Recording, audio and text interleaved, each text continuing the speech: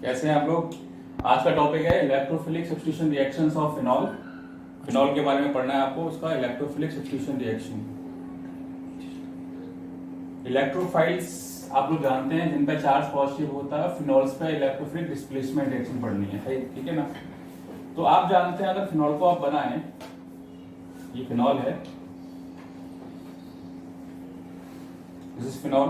तो आप जानते हैं जब फिनॉल पे कोई भी इलेक्ट्रोफाइल आएगा, इलेक्ट्रोफाइल को E प्लस से रिप्रेजेंट करते हैं, कोई भी इलेक्ट्रोफाइल आएगा तो वो इलेक्ट्रोफाइल जो होता है वो फिनॉल की ऑर्थो या पैरा पोजीशन पे आता है। आप लोग ये जानते हैं फिनॉल की जो ऑर्थो पोजीशन है वो ये वाली होती है, पैरा सामने वाली होती है, और मेटा जो होती है वो ये वाली पोजीशन होती है। तो इलेक्ट्रोफाइल जब भी आएगा तो वो ऑर्थो और पैराडाइपिंग ग्रुप पे आएगा। क्या बनेगा? तो बनेगा आपका ये OH, यहाँ पे इलेक्ट्रोफाइल आ गया, साथ में पैरा भी बनेगा OH, और ये पैरा पे आ गया इलेक्ट्रोफाइल, ठीक है। तो एक बनता है मेजर, एक होता है माइनर। पैरा वाली पोजीशन जो होती है वो मेजर होती है हमेशा, ये मेजर होगा, और ये जो पोजीशन होगी ये माइनर होगी। इसके बाद ध्यान रखिएगा, क्यों? According to valence shell electron pair repulsion theory, distance अगर मैक्सिमम होगी तो उनके बीच में स्टेबिलिटी ज्यादा होती है, डिस्टेंस पास होगी तो उनके बीच में स्टेबिलिटी कम होती है। यहाँ पे देख रहे हैं कंपाउंड्स के बीच में डिस्टेंस ज्यादा है तो रिपल्सन भी मिनिमम होगा, इट मीन इसकी स्टेबिलिटी ज्यादा होगी, स्टेबिलिटी ज्यादा होगी, हमारा मेजर प्रोडक्ट होगा। ये बात आपको समझ में आ गई? तो इसी को बोलते हैं electrophilic substitution reaction of phenols. ये बात ध्यान रखना, बहुत ही स्पेसिफिक रिएक्शन है, ये इंपॉर्टेंट है, इसमें बहुत सारे सवाल पूछे जाते हैं। अब कुछ बच्चों को ये समझ में यहाँ नहीं आ रहा होगा कि कैसे इलेक्ट्रोफाइल ऑर्थो और पैरा पोजीशन पे आ रहा है। तो आपने एक वर्ड पढ़ा होगा रेजोनेंस, हम पहले उसकी बात कर लेते हैं फिर आगे बढ़ेंगे, ठीक है। आपको समझ में एक बात आ गई होगी यहाँ पर कि ऑर्थो पैरा पे क्यों आया, पहले आपको मैं वो समझा दे रहा हूँ रेजोनेंस की फॉर्म में, फिर आगे बढ़ते हैं रिएक्शंस में। इसकी बहुत सारी चीजें हैं, स्टेप्स हैं। देखो ये फिनॉल होता है,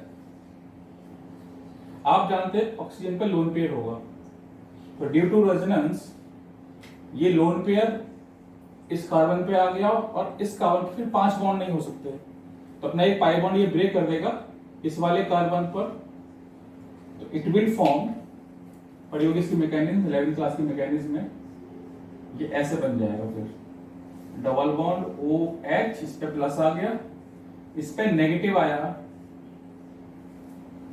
कैसे हुआ? इसने अपना पूरा पेयर दिया, एक पॉजिटिव आ गया, इसका बॉन्ड इधर ब्रेक हुआ तो इसमें नेगेटिव आ गया, और नेगेटिव पॉजिटिव बॉन्ड बनते हैं हमेशा। अब ये बॉन्ड आगे मूव करेगा, ये पाई बॉन्ड आगे मूव किया, इट विल फॉर्म अगेन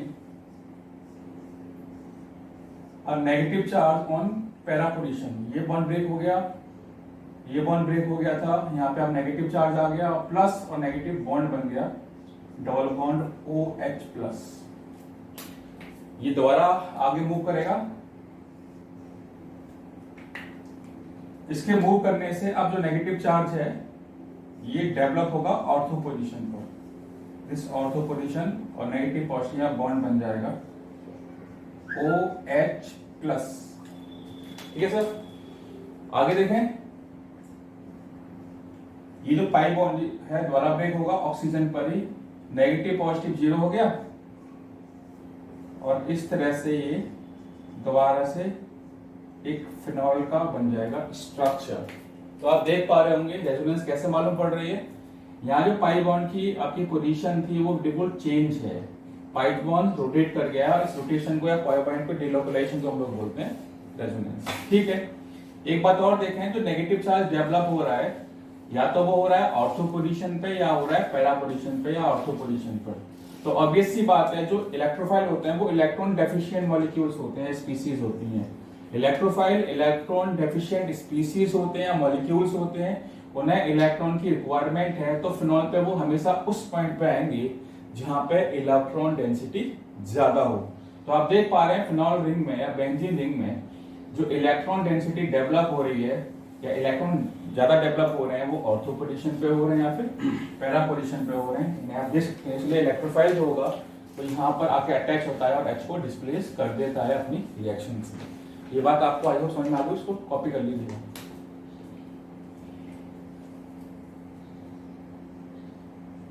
ठीक है, देखो अब इलेक्ट्रोफिलिक की जो रिएक्शन है, पहली हम जो रिएक्शन पढ़ेंगे यहां पर वो पढ़ेंगे नाइट्रेशन। नाइट्रेशन फर्स्ट रिएक्शन है नाइट्रेशन। अब नाइट्रेशन का मतलब क्या है, तो आप जानते हैं नाइट्रेशन को हमने पढ़ा था। नाइट्रेशन मतलब होता है addition of NO2, NO2 plus का जोड़ना। तो NO2 प्लस को जोड़ने के लिए क्या करना पड़ता है आपको, आप फिनॉल लेंगे और फिनॉल की रिएक्शन करते हैं डाइल्यूट HNO3 से in presence of concentrated H2SO4। इन दोनों की वजह से यहां पे डेवलप होता है NO2 प्लस। ये बात ध्यान रखिएगा, ये NO2 प्लस फिर अटैच करेगा या तो ऑर्थो पोजीशन पर, या तो ऑर्थो पोजीशन पर आएगा या फिर ये पैरा पोजीशन पर आएगा। तो यहाँ दो तरह कंपाउंड बनते हैं, एक बनता है ऑर्थो नाइट्रोफिनॉल और दूसरा बनता है पैरानाइट्रोफिनॉल, जिसमें ऑर्थो वाला होता है माइनर, ये कम बनेगा, और पैरा वाला होता है मेजर। क्लियर है ये बात समझ में आ गई? अगर आपने डाइल्यूट लिया तो ऑर्थो पैरा अलग अलग बनते हैं, ये बात ध्यान रखिएगा। क्लियर? सेकंड रिएक्शन, इसी में एक सेकंड रिएक्शन है। अगर मान लीजिए यहां पर कंसंट्रेटेड HNO3 है, कंसंट्रेटेड है, तो कंसंट्रेटेड HNO3 अगर है तो उस कंडीशन में एक ही तरह के प्रोडक्ट बनते हैं, क्योंकि यहां पर कंसंट्रेटेड होने से NO2 प्लस का अमाउंट ज्यादा होगा। तो ये एक ही मॉलिक्यूल ये ऑर्थो और पैरा पोजीशन के H को सब्स्टिट्यूट कर देगा और वहां बनेगा फिर 2,4,6 ट्राइनाइट्रोफिनॉल। फिर बनेगा ये 2,4,6 ट्राइनाइट्रोफिनॉल। ये बात ध्यान रखना, कंसंट्रेटेड होने पर एक ही मॉलिक्यूल में आता है और डायरेक्ट होने पर मॉलिक्यूल्स कम होते हैं, तो वहां पे अलग अलग कंपाउंड बनते हैं। ठीक है, 2,4,6 ट्राइनाइट्रोफिनॉल को हम पिक्रिक एसिड भी बोलते हैं, it is also known as picric acid. और आप जानते हैं पिक्रिक एसिड को यूज करते हैं RDX बनाने में।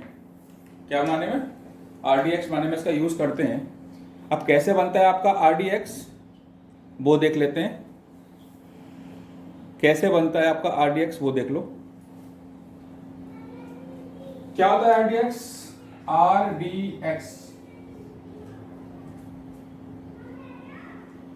RDX मतलब होता है, बताओ फुल फॉर्म, मैंने 11 बताया कि फुल फॉर्म RDX की, बताओ फुल फॉर्म RDX की, आप बताइए सर। RDX की full form, RDX is explosive actually. इसकी फुल फॉर्म होती है रिसर्च TNT भी तो होता है एंड उसकी पता है डेवलप्ड एक्सप्लोजिव्स।